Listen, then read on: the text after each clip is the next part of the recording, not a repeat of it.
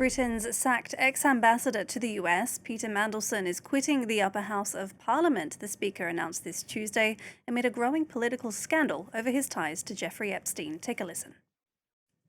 My Lords, given the public interest and for the convenience of the House, I've decided to inform the House that the Clerk of the Parliament has today received notification from Lord Mandelson of his intention to retire from the House, effective from 4th February.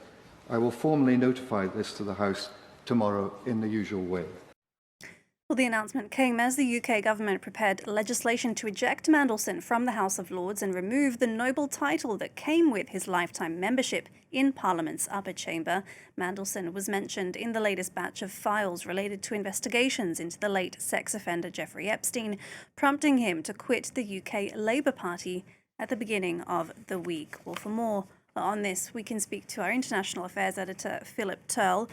Philip, take us through then what exactly the revelations are or the accusations against Peter Mandelson in these files. Right, well, this is a pretty fast-moving story, and there have been more revelations, of course, since the release of these new 3 million documents of the Epstein files, which have basically pointed the finger at Lord Mandelson for a series of exchanges with Jeffrey Epstein dating back to 2003. I'll go through them rapidly. There are 5 main ones. In 2003, Epstein sent 3 payments totaling $75,000 to accounts linked to Peter Mandelson and his partner, Ronaldo Avila da Silva. Mandelson has said that he has no recollection of having received that money. In 2009, Epstein sent da Silva, who is now the husband of Peter Mandelson, £10,000 to 10,000 British pounds to pay for an osteopathy course.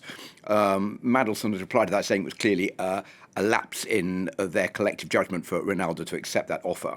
Also in 2009, 2 other events. As business secretary at the time, Mandelson is reported to have told Epstein that he would lobby other members of the government to reduce a tax on bankers' bonuses. And also that year, Mandelson sent Epstein an internal government report discussing ways the United Kingdom could raise money after the 2008 financial crisis, the global financial crisis, including by selling off government assets.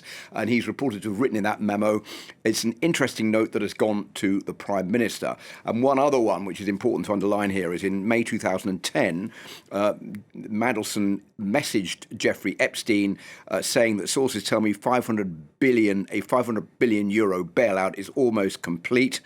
This just hours before European governments announced that 5 billion euro deal to shore up the single currency was going to take effect. So the Prime Minister right now, Keir Starmer, said he's absolutely horrified by these revelations, which means that sensitive government material which should not have gone outside of government circles was shared with Jeffrey Epstein, which is something that the government is now investigating as to whether this can be a serious criminal offence that's been committed by Lord Mandelson. And they're conducting an urgent review of all his contacts with Jeffrey Epstein while he was in government to see if this is just the tip of the iceberg and there were maybe other correspondences between the two of them. Well, yeah, people are indeed very angry over this information. Can his Lord title, though, be realistically taken away from him? Well, he's already quit the Labour Party. Remember, he has had a very interesting and big career with the British Labour Party. He was Secretary of State for Trade and Industry. He was Secretary of State for Northern Ireland. He was a business secretary. He was an EU commissioner. And latterly, until last September, he was the UK ambassador to Washington. After the revelations in the Epstein file, he was sacked from that post by Keir Starmer.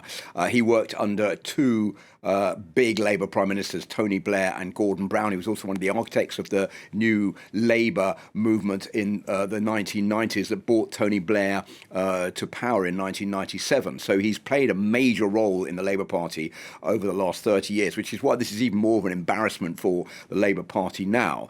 To answer your question, it's very difficult to take someone's title away. We'll take the case of Prince Andrew, for example.